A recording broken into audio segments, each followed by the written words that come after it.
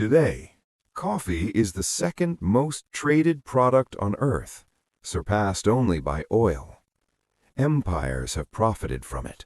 Conflicts have risen around it.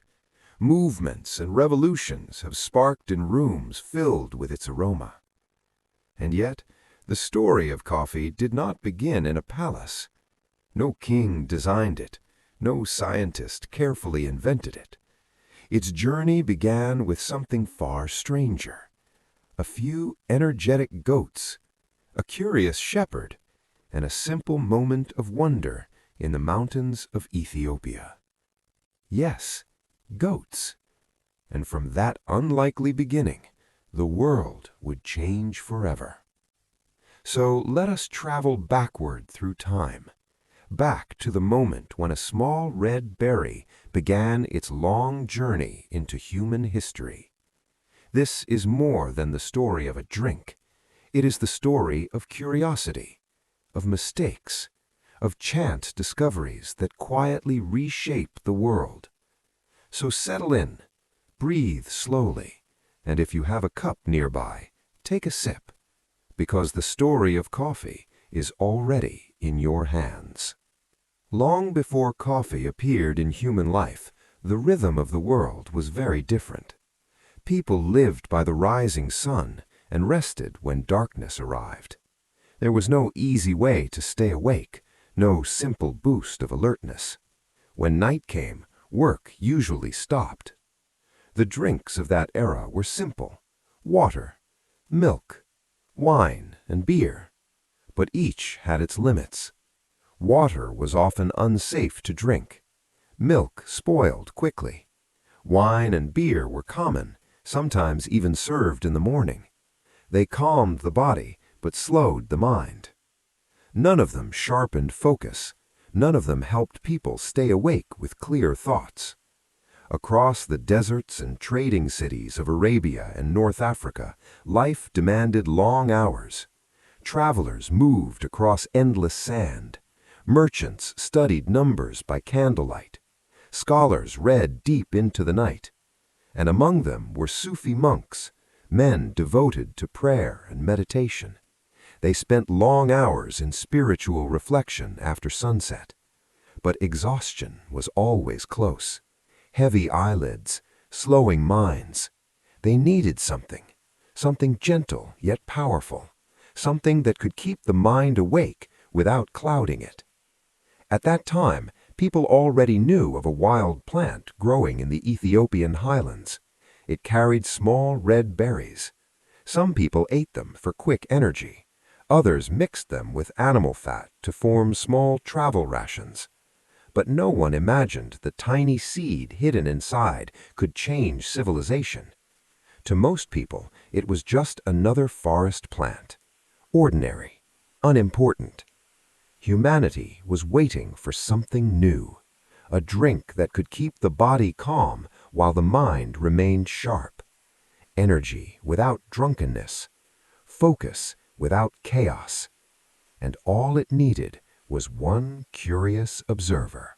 More than 1,000 years ago, in the green mountains of Ethiopia, a young shepherd named Kaldi tended his goats. His life was simple. Each morning he led his herd through grassy hills. Each evening he brought them safely home. He knew his animals well, their habits, their moods, their quiet personalities. But one afternoon, something unusual happened. His goats began behaving wildly. They jumped, they ran, they kicked their legs high into the air. They looked almost joyful. Kaldi stared in confusion. His goats had never acted like this before. Curiosity pulled him closer. He followed them across the hillside until he saw the source of their excitement, a bush covered with small red berries. The goats were eagerly chewing the fruit. Kaldi picked a few berries himself. He hesitated for a moment, then tasted them. Soon, something changed inside him. His fatigue disappeared. His thoughts sharpened. Energy rushed through his body. Kaldi realized these berries were different. He gathered a handful and carried them to a nearby monastery. Inside, he shared the strange story with a monk.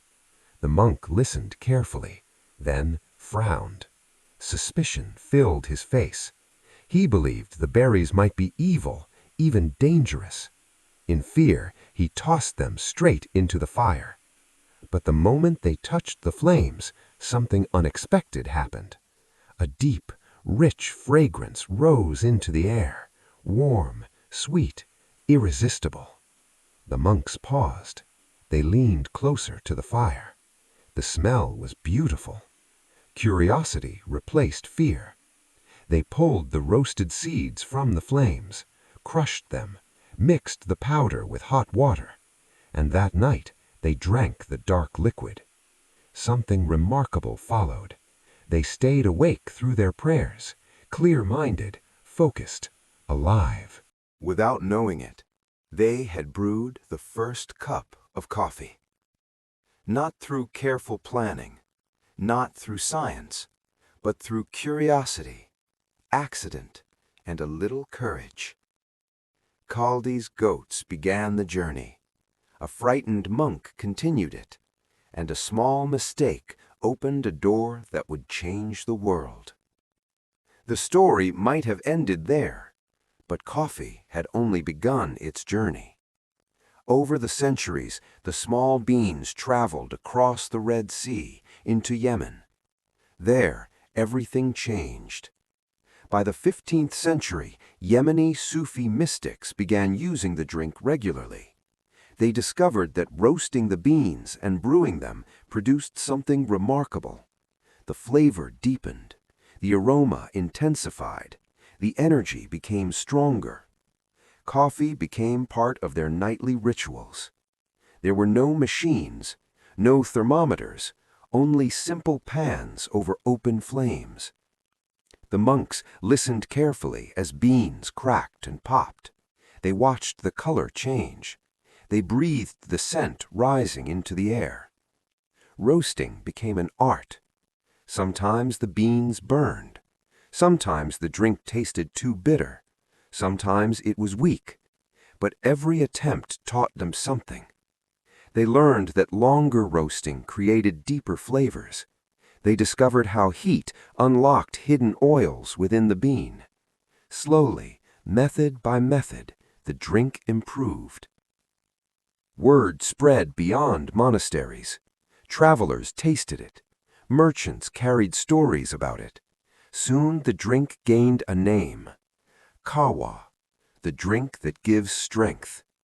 People began using it to study, to work, to pray, and to stay awake through long nights. For the first time in history, a drink sharpened the mind instead of dulling it. Coffee slowly moved from spiritual ritual into daily life. Clay pots simmered over fires. Families shared cups at home. Markets filled with its scent. What began as an experiment became a tradition, a ritual, a shared human experience. Then something even bigger happened. Coffee left the quiet world of monks and entered the noisy streets of cities. In the 16th century, it reached Mecca. There, something revolutionary appeared. Coffee houses. Small gathering places where people could sit together and drink. Inside those rooms, conversations flowed endlessly. Business deals were discussed. Poetry was recited. Music played softly. Scholars debated ideas late into the night. Coffee houses became centers of thought, places where minds met, where strangers exchanged ideas, where imagination sparked. Coffee was no longer just a beverage. It became a social force, a place where communities formed, where ideas grew bold, and where the modern world quietly began to take shape. But every powerful idea meets resistance. Coffee was no exception. Some rulers feared it. In Mecca, during the early 1500s, authorities banned coffee. They believed the drink encouraged rebellious thinking. They worried about gatherings inside coffee houses. too much conversation, too many questions, too many curious minds. But the ban did not last. People loved coffee too deeply. They gathered secretly, sharing cups in hidden rooms. Eventually, the ban collapsed. Coffee returned stronger than before. When it reached Europe, controversy followed again. Some religious leaders called it the drink of the devil. They distrusted anything from distant lands. Finally, the drink reached the Vatican. Pope Clement tasted it himself. After a single sip, he smiled. He declared the drink too delicious to forbid. With that approval, coffee spread across Europe like wildfire. No law could stop it now. In cities across the continent, coffee houses exploded in popularity. They welcomed everyone, rich and poor, artists and merchants, workers and philosophers. For the price of a single coin, anyone could enter. Some called them penny universities. Inside those crowded rooms, people exchanged ideas about science, politics, philosophy. Newspapers were born, business ventures formed, financial institutions emerged from conversations over cups. Entire industries grew from these gatherings. But perhaps the biggest change happened each morning. Before coffee, many people drank beer or wine at breakfast. The result was sluggish mornings. After coffee arrived, mornings transformed. Clear minds, focused work, energy for the day ahead. Human productivity changed forever. Soon, coffee traveled far beyond Europe. Colonial powers carried plants across oceans. Plantations appeared in tropical regions: Brazil, Colombia, Indonesia, Vietnam. Millions of trees spread across fertile lands. The drink became global. But this expansion carried painful realities. Much of the labor came from enslaved workers and struggling farmers. While some grew wealthy, others suffered. Coffee's story holds both triumph and hardship. Yet the drink itself continued spreading everywhere. Today, more than 70 countries grow coffee. Farmers harvest beans in tropical mountains. Roasters craft blends in distant cities. Baristas pour cups in cafes around the world. From Sao Paulo to Saigon, the aroma is the same. Coffee fuels conversations. It inspires art. It supports businesses. It connects strangers. A simple cup linking cultures across continents. And when we step back, the story becomes even more remarkable. A shepherd watching his goats. A frightened monk tossing berries into the fire.